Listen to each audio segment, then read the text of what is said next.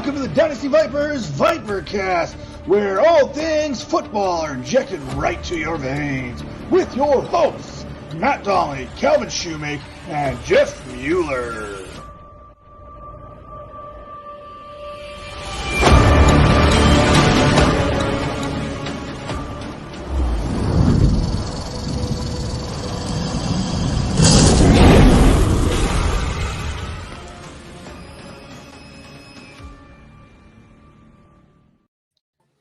What is up? And welcome to another edition of the Dynasty Vipers Team Spotlight Series. Very special edition today, very timely edition today, where we're going to be talking about the Los Angeles Rams. And there's a new kid in town to the City of Angels. Excited to have a chance to talk to them, and excited that I'm going to be joined here by Real Deal Fantasy himself. And I want to give himself a chance to introduce himself in just a second. First, just an idea of exactly what we're doing here. So we are going through all 32 teams over the course of the offseason. We have, we are the Dynasty Vipers. We want to talk about all things Dynasty. We have a lot of rookie things coming out. Matt just did one on the Senior Bowl. We have a ton of stuff coming up for the draft. But we also need to understand the teams that these rookies are going to find themselves in. And what better way to talk about these teams and to tell everybody about them than to invite people who are smart, who know football, who know fantasy football, and are big fans of the teams themselves. Because who knows your team the way that you do, right, LaQuan? Exactly. Nail on the head, man. I ride or die for these boys. Yep. So where can everybody find you? Tell us a little bit about yourself.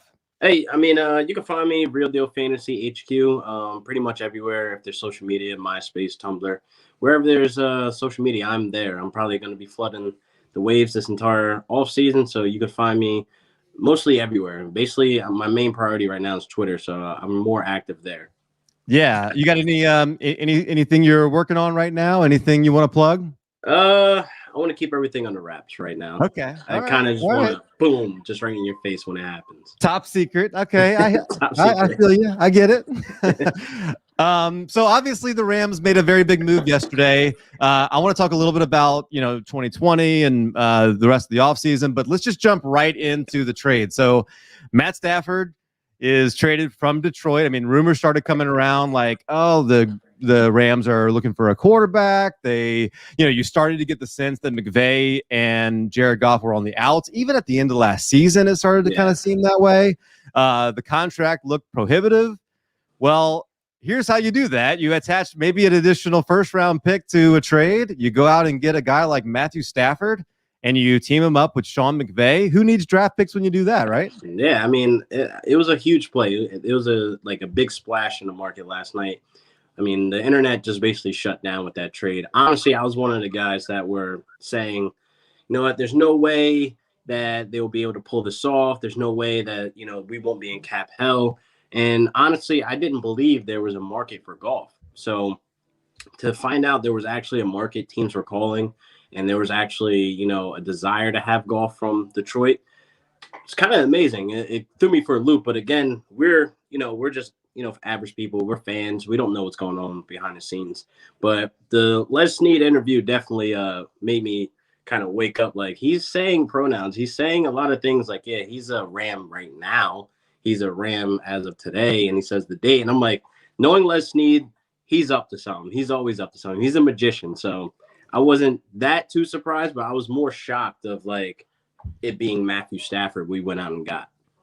So that right there is exactly why we do this, because see, I'm not a Rams fan, so I didn't listen to that news conference. I'm over here worried about. I'm a Saints fan. I'm worried about Drew Brees and is he going to retire and what's going to happen there. And that's exactly why we do this. So talk a little bit about maybe the fit there and maybe what you see. Obviously, Sean McVay carries a pretty big reputation with him anywhere. It's maybe it's taken a little bit of a hit the last couple of years, but I think people still have a lot of food. Now, obviously, you pair him up with a guy like Matt Stafford. What are your expectations for what that offense is going to look like now? Is it going to look different, obviously, with a different quarterback there, different type of quarterback, or do you expect kind of more of the same, just maybe with a little bit more firepower? I think it won't change much. I think it'll be a lot more firepower. It'll be a lot more things that, Sean McVay can pull out of the bag now that necessarily Goff couldn't execute. So, excuse me. So I feel like with the whole Goff thing, I feel like it was a project for him. He didn't draft Goff. He kind of saw some type of unlockable potential within him. So it wasn't exactly to say it was Sean McVay's guy. It wasn't his first pick, no pun intended. So I feel like, with Goff, he just couldn't get to the point where Sean wanted him. And you're kind of holding his hand. I know you heard about the 15 seconds communication off, how he's walking him through the play, telling him the defense and et cetera. He doesn't really need to hold Matthew Stafford's hand. He kind of has a guy who's well-seasoned, who basically can learn the offense. He's a smart guy. Football IQ, Matthew Stafford's there. He's a very smart QB. He makes good decisions. Now, I can't say he makes the best decisions all the time, but he makes good decisions most of the time. Because I know you're probably thinking about the interceptions. If he can get that under 10, he's a top 10 quarterback every single year. But again, we just need to honestly think about Matthew Stafford and his offense with Sean McVay, with his brain, with his playbook, with the weapons that he has now. Now, he has a young running back, Cam Akers, who's electric. He's going to explode this year. He has Robert Woods, who's been one of the most dependable guys you can rely on to catch the ball, and Cooper Kupp. So those are only 3 people I just named, not mentioning our tight ends, Tyler Higbee, Bryson Hopkins, who's coming up in year 2. So it's we have all these weapons around him. Matthew Stafford has no choice but to succeed in this offense. Well, and the marriage with him and McVay, I'm really excited. I mean, obviously, huge upgrade over Jim Bob Cooter and the whoever else he's had there in Detroit. I started getting really excited about the possibility of him coming to New Orleans. Now, the Cap, we're in an even worse situation than you are, but so that seemed unlikely. But look, you guys found a way to make it work, and I started thinking about Sean Payton maybe with him and thinking, man, nobody's ever quite unlocked the real potential that I think Matt Stafford has. I mean, he's got one of the better arm talents in the league, and pair that with an offensive genius. Like you said, he's a smart guy. It just seems like that's going to be fantastic to watch. What about, because you're a Rams fan, you've also seen a lot of Jared Goff, and you mentioned a couple things about him there. Maybe just touch on a little bit the piece that's going back. Obviously, Jared Goff goes back to Detroit. What can Lions fans expect to see from him? What they will see firsthand is that I'm not going to say he sucks. Okay, I'm not going to say Jared Goff sucks, because there's a lot of teams out there. Like I said, he had a market for a quarterback that can throw over 4,000 yards. You know what I mean? And ball security is something you're going to have to worry about. His decision making, he freezes up in the pocket. So if that O line is not stout, if it's not studded, he's going to fumble. He's going to crumble. So he doesn't really have that, scramble ability. Most of the time you see him end up running, it's because it's a play action or it's a bootleg. So he ends up running. So it's not like he's getting in trouble. It's not a bootleg. It's not a play action. He's in the pocket. You don't see him really looking for avenues to get around the tackle or try to make the play extended. It's more so it will have to be set up in stone for him to roll out left and then eventually run left.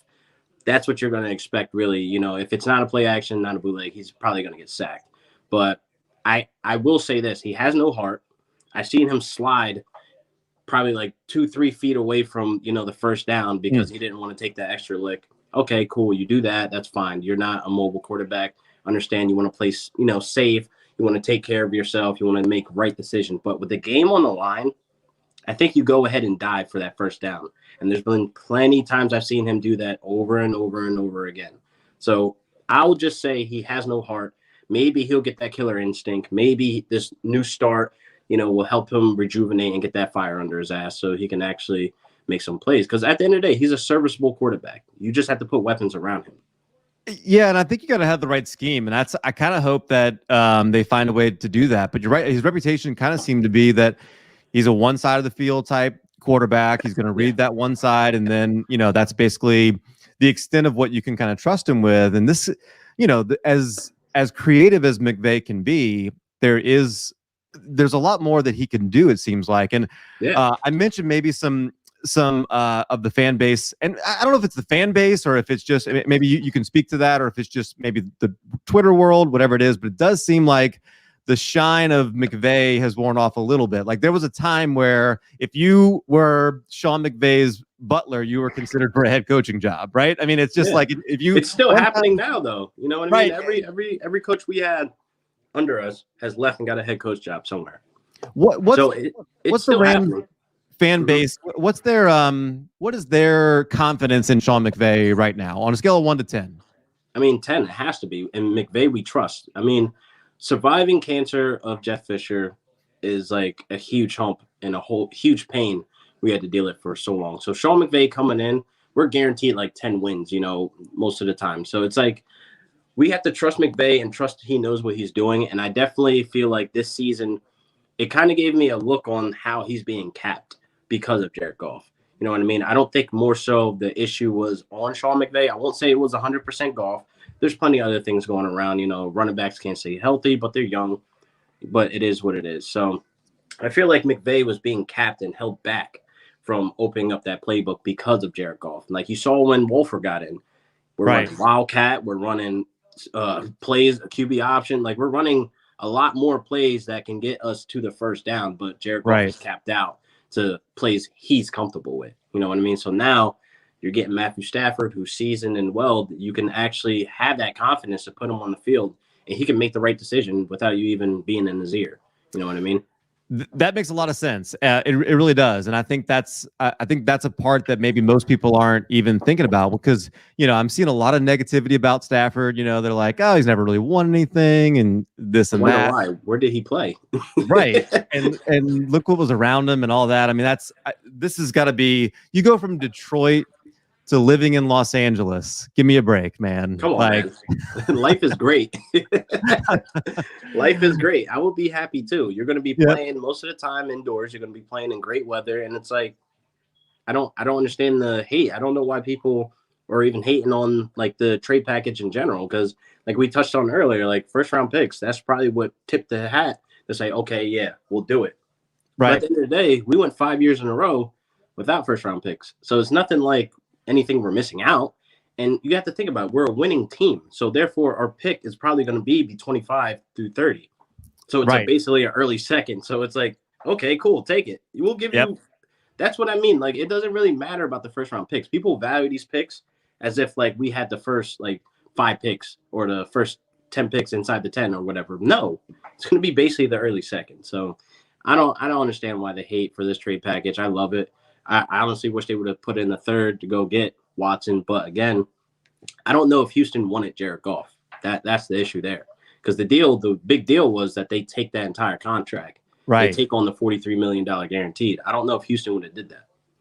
Right. And that obviously that was a big part of the whole trade. And that's why I think, and this is kind of off topic on this, I guess, but a lot of people are like, oh gosh, well now what is Watson going to get? And I don't know that it quite works that way. I think there's more to this deal than just this is what Stafford was worth.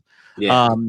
But you mentioned Jeff Fisher in that era. Obviously, Dick Vermeil. I see the Torrey Holt jersey behind you. Yep. The whole Kurt Warner, Isaac Bruce. I mean, there is a long, great history with the Rams. So we went ahead and skipped to the Matt Stafford trade because that was hot. But I just want to hear a little bit about your history with the Rams, how you became a fan, and just talk a little bit about that.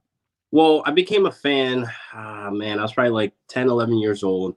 Probably one of the first NFL games that I was watching. I had friends and family that were actually like Rams fans at one point and stopped. And like it was like wishy-washy or whatever. But I just kind of latched on to the Rams because, it was just one of the games that I was watching. I liked their colors. It was exciting to watch. And then I became hooked. And then that following year, they won the Super Bowl. So I'm like, holy shit, this is great.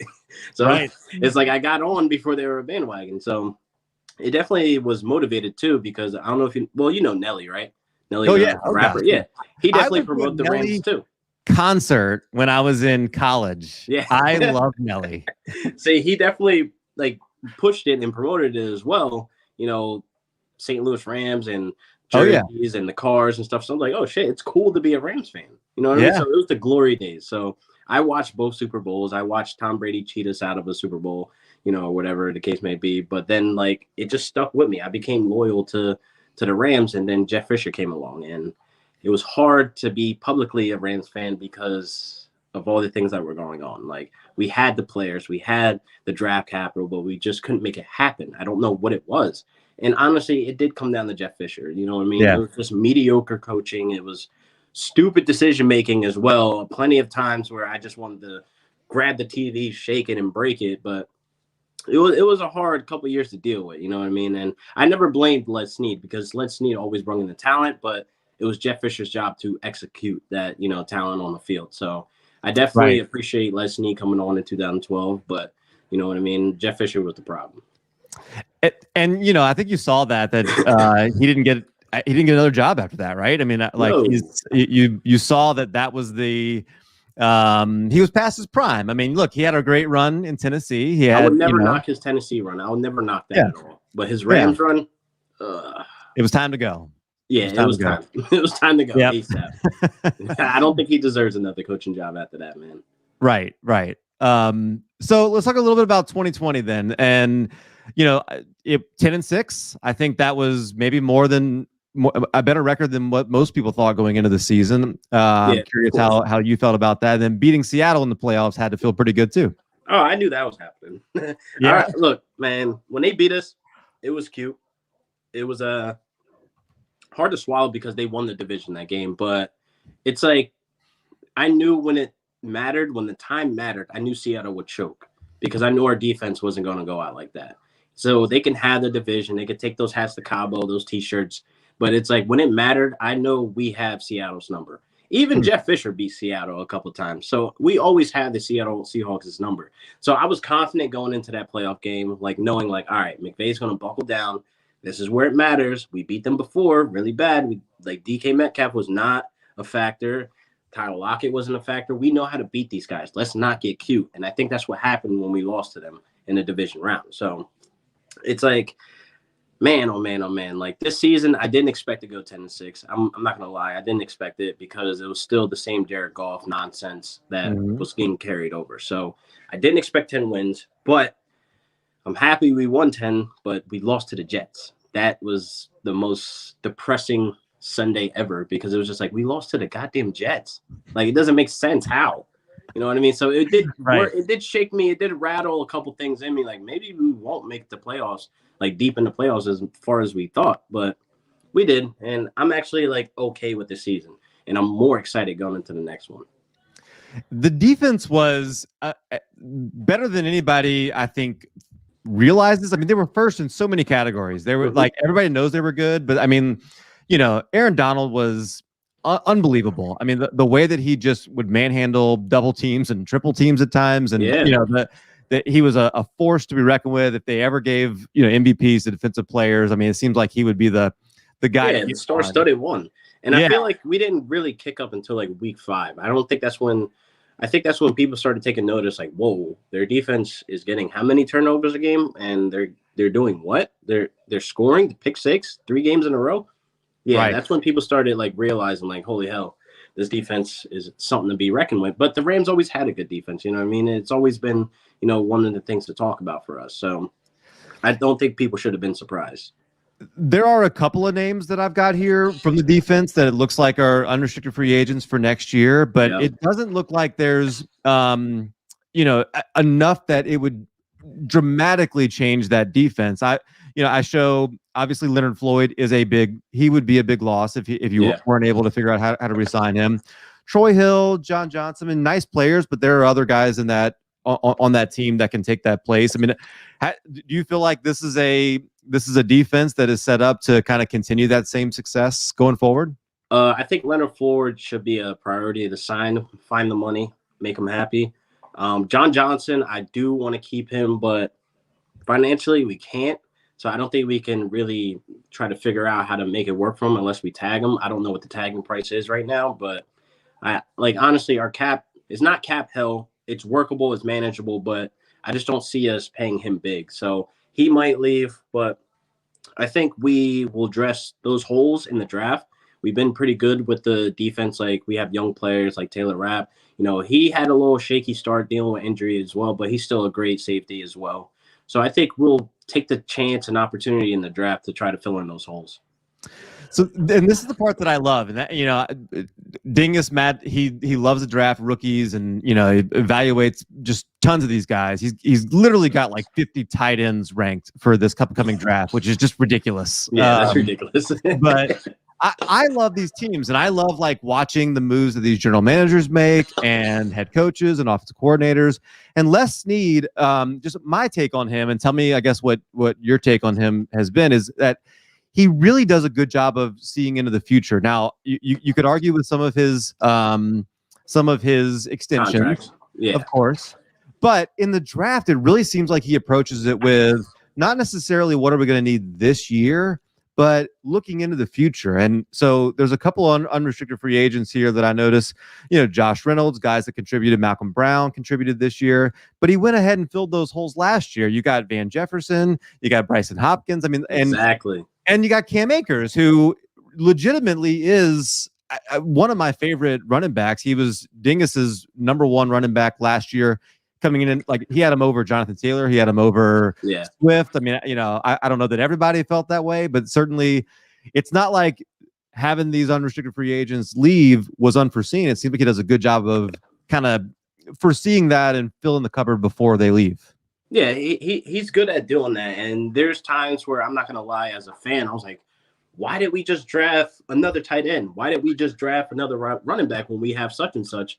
And then I think about it now, like going back, I was like, wow, he's really playing into the future, because look at Gerald Everett. His contract is up, but we bring in Hopkins last year. It's like he already is filling those holes, and it's amazing to see him work.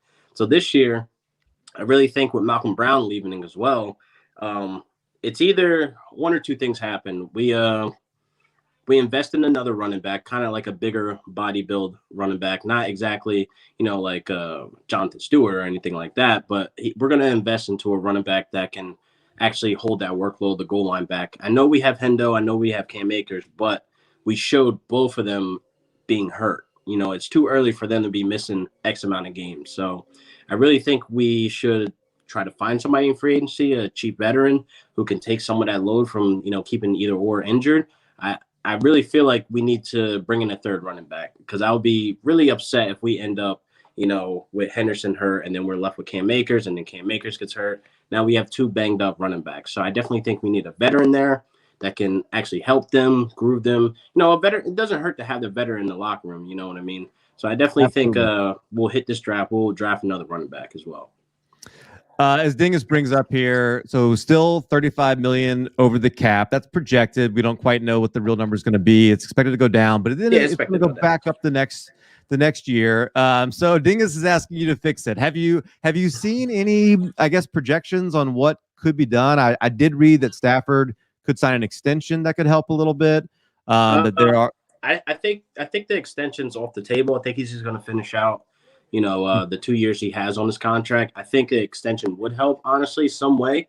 But I think as of right now, what they're saying is they're probably not going to extend him, because he's 33 years old. So you got to think, if you give him an extension, it'll probably have to go into where he's like 36, 37 years old. So I don't think that's like doable, or I don't think that's the right choice. So I'm okay with this 2-year window, and then we move on. We're back in the quarterback market.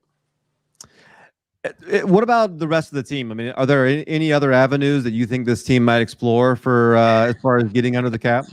I mean, there's some guys that we can cut loose, like Michael Brockers. He just signed 2 years. I mean, like our top 3 players right now are basically Aaron Donald and Jalen Ramsey and Stafford. So I don't really think any of the big guys will leave. I'm trying to think off the top of my head who could possibly leave, but like, we're all good. I don't want to change anything, but I know we have to get, under cap or whatever. But man, off top, I don't know. I just know who we can't sign. I know who's trying to cash in, who needs the big check, and I know they ain't getting it.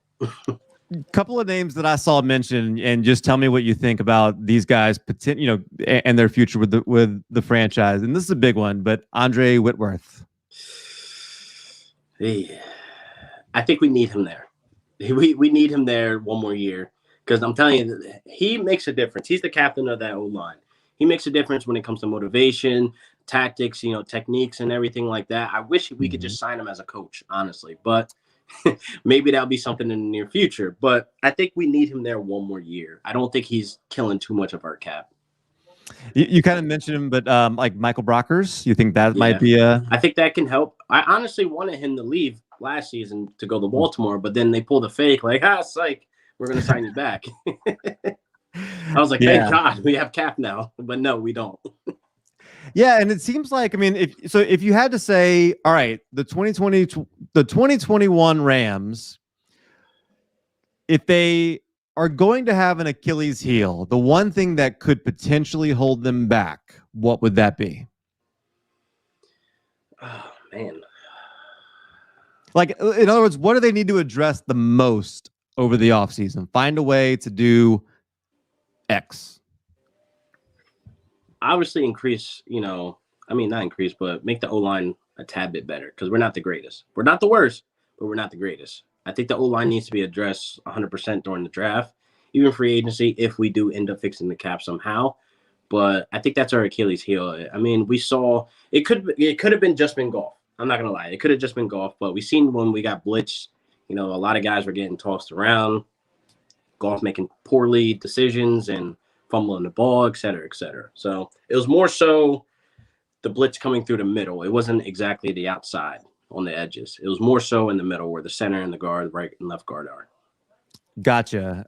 Do you think they'll look for? Do they have a second round pick? I know they don't have their first or their third. They have a second round pick. Do you think that might be the direction that they go in the draft? I wouldn't be surprised if it's linebacker on the edge. I wouldn't be surprised if it's maybe a safety to fill in the John Johnson hole. I don't know, man. I don't know. That's tough, because Lesney is always up to something, man. Like, I didn't think they were going to take Cam Akers right there that high as an investment with the year prior already getting Henderson. I didn't think that was going to happen, and it happened. So I can't really tell you what Lesney has on his mind, because he's unpredictable. Yeah. He seems to kind of play things close to the vest a little bit too. Definitely. I like it's those kind of moves. It's the draft picks. It's the free agency where you can listen to him talk. You can listen to whether it's him, whether it's another GM, whether it's a head coach. You can listen to him talk. You can listen to the words. But then those are the actions where they really show you who they are and what their plan is and what they're looking to do. And you have to try to kind of read between the lines. And he definitely seems to, with that, he understands the building of a franchise. So I don't know. I'm pretty excited to see what he does. And obviously, with Matt Stafford in tow, let's talk a little bit about those other. Do you think Cam Akers? So I've already got him as my RB 13. Do you think that's too low as far as dynasty rankings? Do you think he's maybe worth even going a little bit higher than that? I think that's just right. Perfect. 13, like a high-end RB2? High-end RB2. I wouldn't put him in the RB1 just yet. I need to see more. I mean, we saw the little flashes at the end of the season, which is great and all, but I need to see an entire season of an RB1 week to week. You know what I mean? And you have to understand Henderson's going to be involved in that role, and maybe a 70-30 or 60-40, when it comes to touches, which is fine. Cam Akers is probably not going to get max touches. So with a running back not getting max touches, I can't really see him as an RB1. Before the trade, I had Stafford. He's going to be 33 years old. I had him as my number 15 quarterback, but I feel like that a lot of that had to do with the Detroit situation. And was Galladay coming back? Was Jones coming back? You had Hawkinson, obviously, but that really was Hawkinson and Swift. As far as pass catchers, he didn't have a ton of options there. No, I kind of feel like I got to move him up now. I mean, he's got Robert Woods, he's got Cooper Kupp, he's got now Tyler Higbee. Which let me ask you about Tyler Higbee while we're there, because Tyler Higbee looks to me like the kind of guy who, if given a prominent role where he got enough targets, could be very productive. As a Rams fan, do you see that same thing or no? Not in our offense. If he went elsewhere, if he was a Patriot, yes, 100%. But you got to understand, as a Rams fan, some of my people in the community that are Rams fans understand this. He's a Jeff Fisher guy. He's not a Sean McVay guy. Sean McVay didn't draft him. So there's a line where you're starting to see the Fisher guys go one by one, Early Jared Goff now, and the only last Fisher guy is really Aaron Donald, which he ain't going nowhere. You know what I mean? Right. So I really feel like Tyler Higbee could be used more, but I said this earlier before, if that was the case for him to see like 100 targets or, a weekly of like 7 to 8 targets, that will mean that will take away from the wide receivers. The wide receivers are targeted 64% of the time in that offense. Yeah. That number will have to dip to like 45 to 50 for Tyler Higbee to be fantasy relevant. And Sean McVay's not doing that. You know what I mean? He was a tight ends coach, but he's not going to put Tyler Higbee over a Cooper Kupp or a Robert Woods or any other tricks he has out of the bag for Van Jefferson. And it's not just going to happen. We're not a tight end friendly offense. I appreciate it a lot. Like, look at Kelsey, look at Kittle, look at Mark Andrews. Like, what makes Mahomes so good, he makes like no name wide receivers good. But if we were to put anybody else back there, the number one target will obviously be Travis Kelsey and then Tyreek Hill. It's either you have one or two. When you have 3 options, I think Tyler Higbee is probably like the third look at best. You know what I mean? I don't think he's going to get more looks than Robert Woods or Cooper Kupp. That's just the reality of it. Let me push back just a little bit. Yeah. So Gerald Everett gone. Yep. We got Hopkins, who I don't think he caught a pass this past year, right? I mean, he played a little bit, but I don't think he blocked a little bit. He didn't. Yeah. He didn't do much of anything. So you think he probably fills into that role, but we did see absent Gerald Everett in 2019 at the very end. Tyler Higbee last 5 games. Yeah, he was the number 1 tight end during that stretch. Brandon Cooks was out. Josh Reynolds couldn't take that load. It all made sense. Like, the pieces were there. So he became like, the second look. Cooper Kupp was injured as well. You know what I mean? Playing through injuries. So it's like, it comes into play where you become, from the third to the second option where you have to lean on that guy. Now they're double coverage in Robert Woods. Obviously, your next guy would be Tyler Higbee or your running back. You know what I mean? So the stars will have to be aligned perfectly for Tyler Higbee to go on that run again. And I hate that he went on that run because everybody was drafting him way too high, man. I seen Higbee go in the 5th round. I seen Higbee go in the 6th round. It was just like, pump the brakes, please. Stop. You're not understanding what's going to happen next season. And I hate talking bad about my guys. I hate, even Jared Goff, man. I said what I said about Jared Goff, like, playfully, but like, I hate talking bad about my Rams. I hate talking about the players. And it just sucks that, Tyler Higbee ended up on that list to like pump the brakes. Don't go too crazy about him. Because you have to look at it overall. We're not going to be putting him as our number 1 target. It's not happening. Right. Okay, so I know obviously you do a lot of fans. You do a lot of Dynasty fantasy football? No, this will be my first year actually covering any Dynasty, research and try to put out some content for Dynasty. I'm more of a redraft, man. Gotcha. Dynasty was like my first year, like getting into a league, and I'm like, this is fun. It makes sense. There's a lot more content to put out there. That's a whole nother audience I'm trying to reach. Yeah, I feel like redraft is like when we all start off in redraft, like that's where you're dating, you're trying to figure out what you like, you're trying to figure out all that stuff. And then Dynasty is like marriage. Like, you're ready to settle down, the kind of league you want. Like, I'm married to this team. That's right. That's right.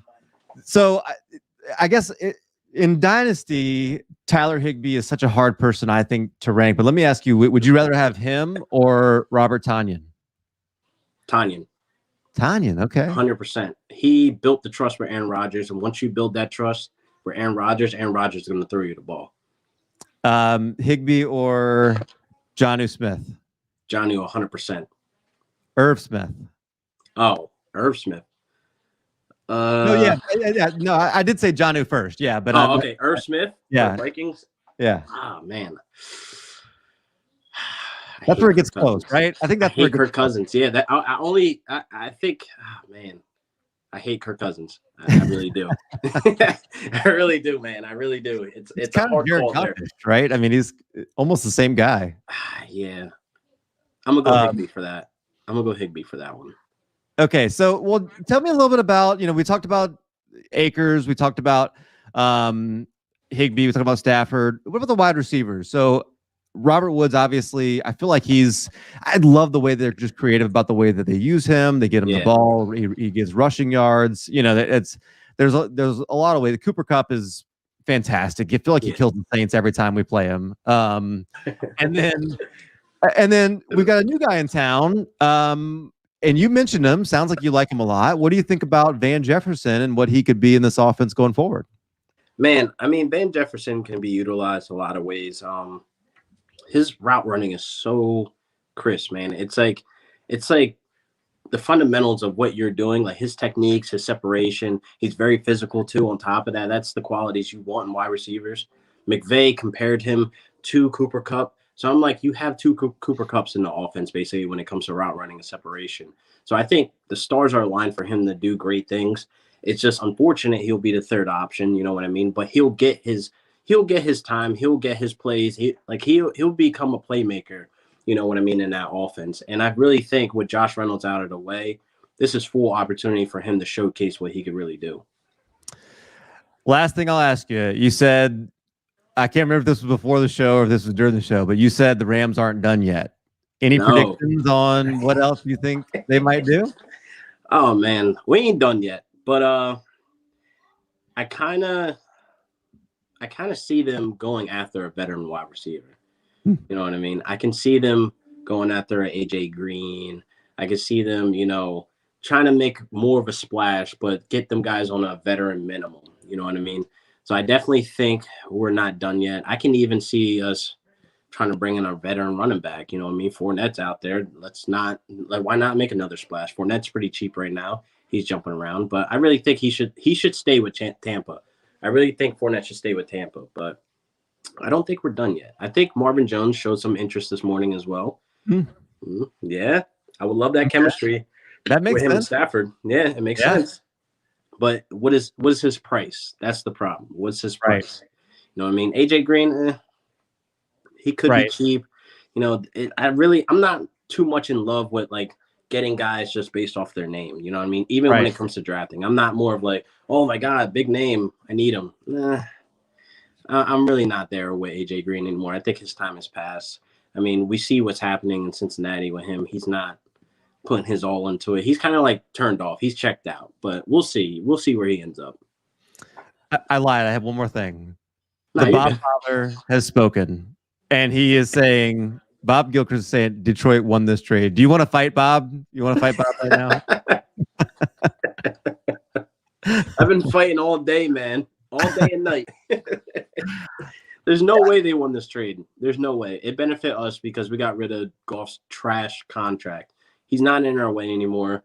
The playbook can open up now. We have a seasoned, quarterback who doesn't need his hand held. He's just going to go out there and do great things. So Detroit did not win this.